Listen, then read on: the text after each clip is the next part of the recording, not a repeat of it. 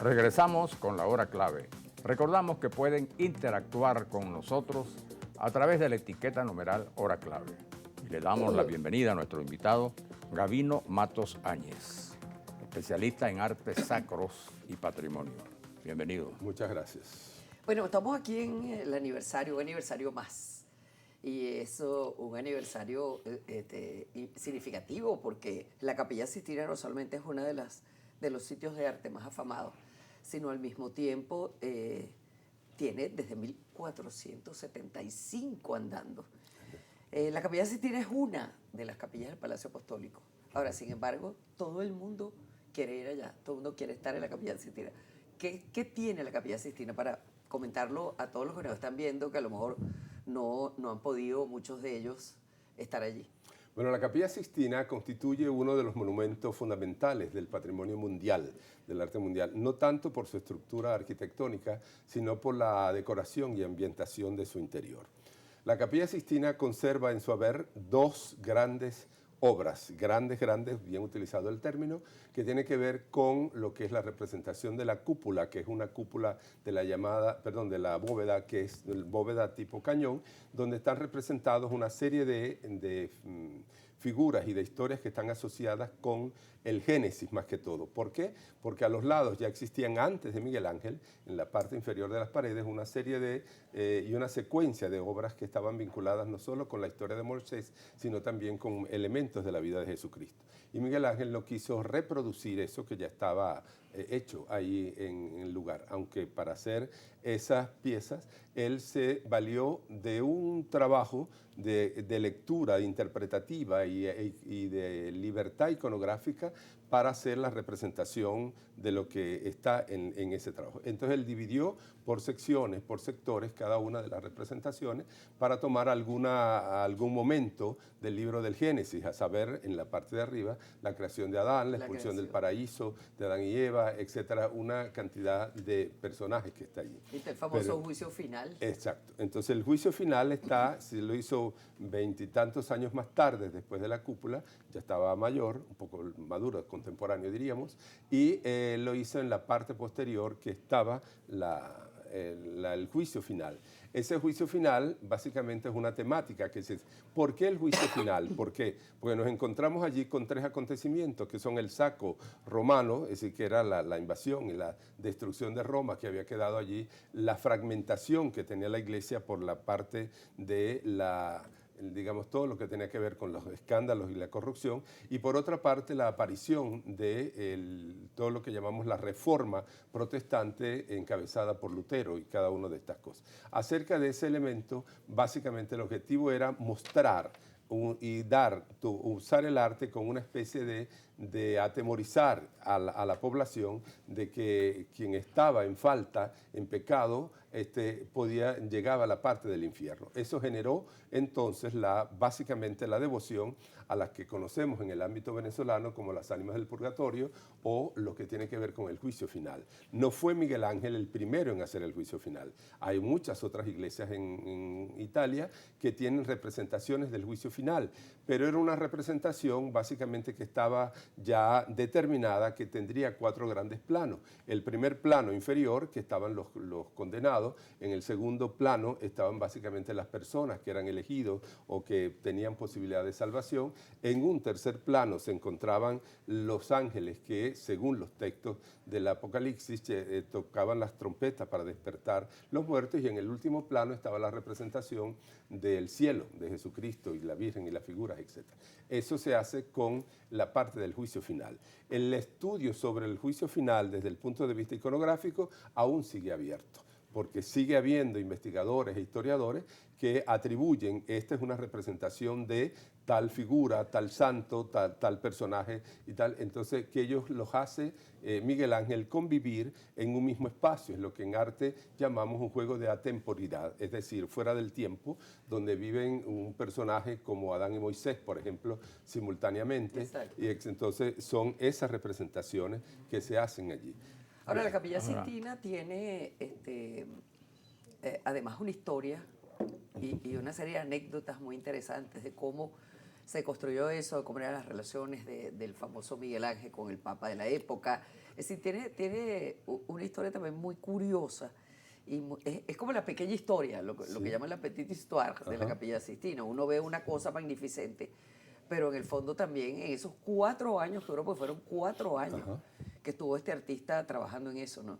En esos 4 años pasaron muchas cosas. Exactamente. Y el del juicio final, pues después otros años, que fue cuando hice lo de la cúpula, digamos, todo lo que vemos, la parte de la cúpula, vuelvo yo, con la bóveda, que tiene que ver en cada una de estas partes. Pero él vivió muchos papas, convivieron algunos papas. Y el carácter de él chocaba también con el carácter de algunos papas, especialmente con Julio II, sobre eso. Y entonces cuando surge la Capilla Sixtina, pues en homenaje ya a finales del siglo XV, cuando el Papa Sixto IV ordena la construcción de la Capilla Sixtina para tener un espacio, digamos, exclusivo para las ceremonias papales y litúrgicas. Oye, es la sede del cónclave. Exactamente, que no se usa propiamente como capilla, salvo en momentos de su inauguración, como para ceremonia litúrgica, digamos. Y luego, después, cuando vienen otros papas, empiezan a dar el nombre de Sixtina, se lo da Julio II, que era sobrino del Papa Pablo IV. Entonces van surgiendo 2 o 3 papas, y en el marco de esos 5 o 6 papas en los cuales le tocó ese periodo, pues unos daban una cosa, otros agregaban una cosa, unos querían uno, y luego ellos se hacían rodear de sus cardenales, que fungían como una suerte de asesores, de censores, en muchos casos, en lo que pintaban los artistas. Y eso generó pues una cantidad de anécdotas en torno a lo de Miguel Ángel. Ahora, después de toda esta historia, ¿no?, tan interesante, también ya más recientemente, podríamos decir, en 1990, se planteó una restauración. ¿En qué consistió? Esa restauración consistió, en primer lugar, en hacer una limpieza técnica de conservación preventiva, es decir, donde no se van a intervenir lo que ya está para cambiarlo, modificarlo, y entonces esa intervención clarificó los colores. Y la imagen que teníamos de las figuras de la Capilla Sixtina, que eran opacas, oscuras, grisáceas, no era tal, porque era un colorido también brillante que se hace con Miguel Ángel. ¿Por qué se hace eso? Porque eran las 2 escuelas, la de Venecia y la de Roma. La de Venecia era mucho más colorística, entonces eran esos enfoques que se daban para destacar allí. Eso hizo también que en algún tiempo las figuras que pintó Miguel Ángel originariamente eran la mayoría desnudos, porque él alegaba en el Génesis, Dios creó toda la gente desnudas y los representaron allí. Eso trajo una serie de críticas y una oleada de ácidos comentarios, no solo contra Miguel Ángel, sino con la interpretación y la debilidad que consideraban del Papa del momento de aceptar esas figuras que estaban desnudas, argumentando que eso era una iglesia, que era un templo, que no podía haber tantas imágenes allí desnudas sobre eso. Y vino otro papa, otro papa, no recuerdo el nombre ahora, que le colocó, él dijo que vamos a buscar aquí unos pintores a partir del Concilio de Trento. Pues el Concilio de Trento era también, como ya sabemos, a finales del siglo XVI. Entonces se da el Concilio de Trento, se dedicó a colocar en la sección final de hablar un poco de las imágenes y de que dejó prohibida todas esas representaciones que de alguna manera permitieran representar imágenes que no llamaran la atención o que del culto, porque deshonestas, desnudos, etcétera, etcétera. Entonces él se contrató un discípulo de Miguel Ángel para que le colocara una especie de paños a la figura y cubriera las partes genitales. Este señor se ganó el apodo y pasó a la historia como el braguetone, es decir, el que le colocó esos paños a la figura. Después, en esta restauración, muchos de esos paños que había colocado el braguetone fueron eliminados porque se consideraron falsos históricos en relación, porque el braguetone se lo pusieron después de haber muerto Miguel Ángel, poco tiempo. ¿Cuál fue la última restauración? La del 90. Capilla Sixtina? Años 90. Sí, años 90 que se dio y que eso generó también pues una, no digamos polémica, pero sí bastante tinta se derramó en torno en el mundo porque estamos acostumbrados a cómo era la Capilla Sixtina y luego aquí salió a la parte de la luz. Y eso tiene que ver mucho con el trabajo de restauración, pues el trabajo de restauración es limpiar, quitar todo aquello que es añadido.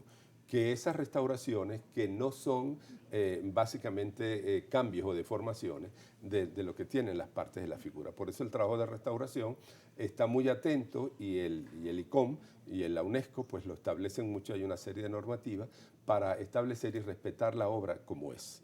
Pero con el correr del tiempo se dan muchas cosas que las obras han tenido alguna modificación y la gente las conoce con esa modificación a lo largo del tiempo.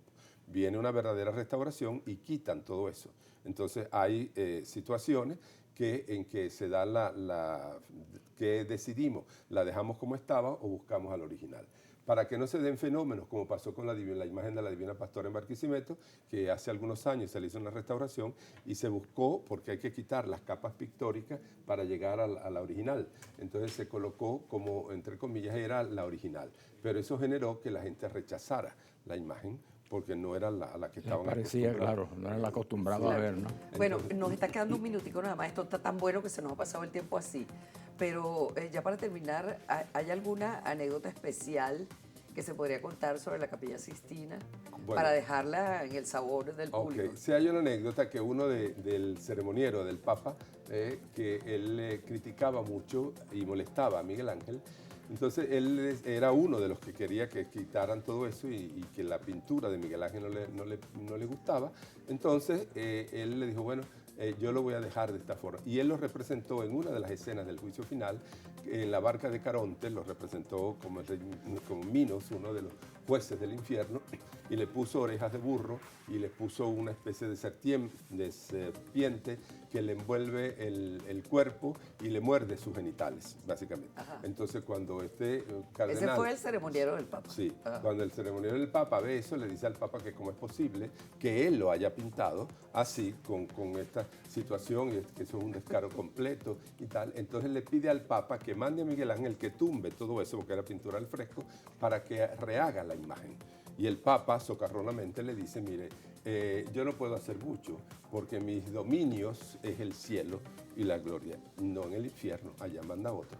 Entonces, así que usted se queda como está. Así que usted se queda como está, entonces aparecen esas figuras. Y la otra cosa es, otra pequeña anécdota, Bramante era uno de los arquitectos que trabajaba con los papas anteriores y él no tenía una buena valoración con el trabajo de Miguel Ángel. Entonces, cuando surge la necesidad de hacer el techo de la Capilla Sixtina, entonces Bramante lo propone a él, con la condición, o sea, con la idea de que como él se conocía la obra escultórica y poca de la pictórica, él dice, este no va a poder con todo esto, y entonces Miguel Ángel estaba que aceptaba, que no aceptaba, pero eso le motivó, sí voy a aceptar para demostrar quién soy. Y entonces, como gran genio, pues tenía sus ayudantes, los despedía, los insultaba, los rechazaba, trabajaba solo y así sucesivamente. Como el talante de algunos Así es, artistas. así es. Bueno, muchísimas gracias, Sor Marta, por haber venido y habernos dado esta charla tan ilustrativa y tan grata sobre la Capilla Sixtina que cumple, está en su aniversario. Así es. Vamos a la pausa, ya volvemos.